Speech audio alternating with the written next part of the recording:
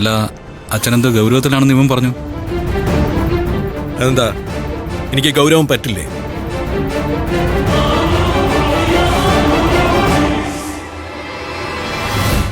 എന്തൊക്കെയാടാ നീ ഇവിടെ കാണിച്ചു കൂട്ടിയിരിക്കുന്നത്? ഈ കമ്പനിയെക്കുറിച്ചും ഈ ഓഫീസിന്റെ പ്രവർത്തനങ്ങളെക്കുറിച്ചും എന്താ നിന്റെ ധാരണ?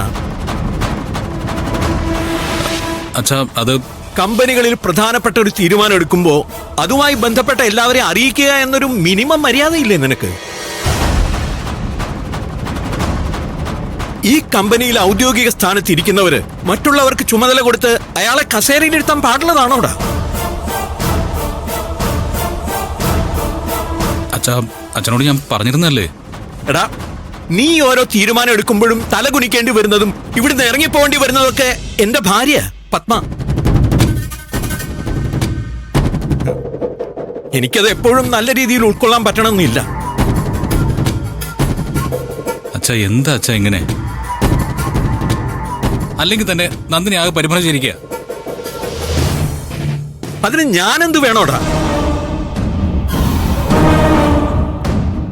ഈ സ്ഥാപനം എങ്ങനെ ഉണ്ടായതാണ്, ഇതിന്റെ വളർച്ചയ്ക്ക് ആരൊക്കെയാണ് കാരണം എന്നൊക്കെ വ്യക്തമായിട്ട് അറിയാവുന്ന ആളാ ഞാൻ. ഇവിടെ ആരുടെയും തന്നിഷ്ടം നടക്കാണെന്ന് ഞാൻ സമ്മതിക്കില്ല. സർ, ഞാൻ പറഞ്ഞതാ,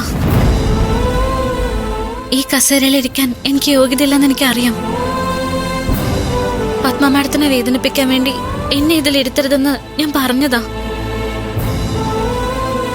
പക്ഷെ സൂര്യ സാർ കേട്ടില്ല.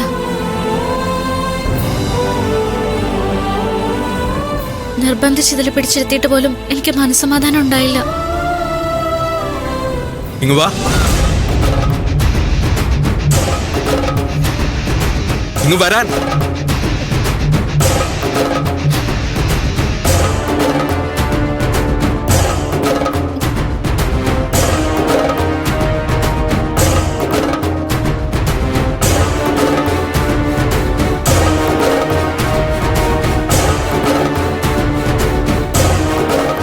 ആരാ പറഞ്ഞത് മോൾക്ക് കസേരയിലിരിക്കാൻ യോഗ്യതയില്ലെന്ന്?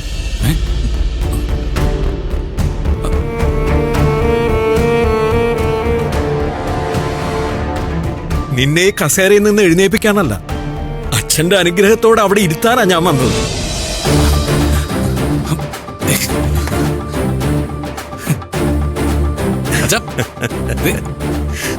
എന്താടാ, സാധാരണ നീയാണല്ലോ സസ്പെൻസ് ഉണ്ടാക്കി എല്ലാരും ഞെട്ടിക്കാറുള്ളത്. എനിക്കെന്താ പറ്റില്ലേ? മോളെ, ഈ കമ്പനിയുടെ പാരമ്പര്യത്തെക്കുറിച്ച് ആരെന്തൊക്കെ പറഞ്ഞാലും സൂര്യ നിശ്ചയിക്കുന്ന ഒരു സ്ഥാനത്തിരിക്കാനുള്ള സകല യോഗ്യതകളും മോൾക്കുണ്ട്. അച്ഛാ, ചുമ്മാ മനുഷ്യനെ പേടിപ്പിച്ചു കളഞ്ഞല്ലോ. ഞാൻ കരുതി അങ്കിളും ആന്റിയുടെ വലയിൽ വീണുപോയെന്ന്. ഡാ മതി മതി മതി. അങ്കിൾ ആന്റിയുടെ വലയിൽ വീണുപോയാലും കുഴപ്പമൊന്നുമില്ല. ഭാര്യയും ഭർത്താവും ആവുമ്പോഴേ അങ്ങോട്ടും ഇങ്ങോട്ടും വല വിരിക്കണം. വലയിൽ കുരുങ്ങയും വേണം. അത് ദാമ്പത്യത്തിന്റെ ഒരു ചിട്ടയാണ്. ആരതിയും നീയും തമ്മിലുള്ള ലൈഫില് നീ ഒന്ന് ശ്രദ്ധിച്ചാ നിനക്കും അത് മനസ്സിലാക്കാവുന്നതേ ഉള്ളൂ.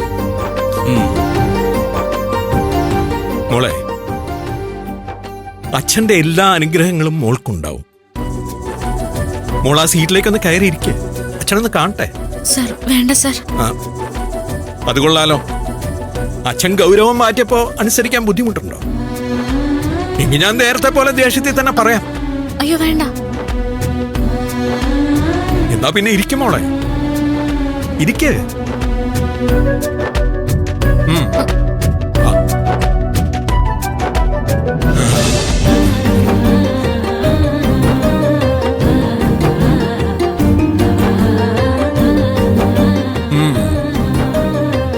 പത്മ ഇൻഡസ്ട്രീസിന്റെ CEO.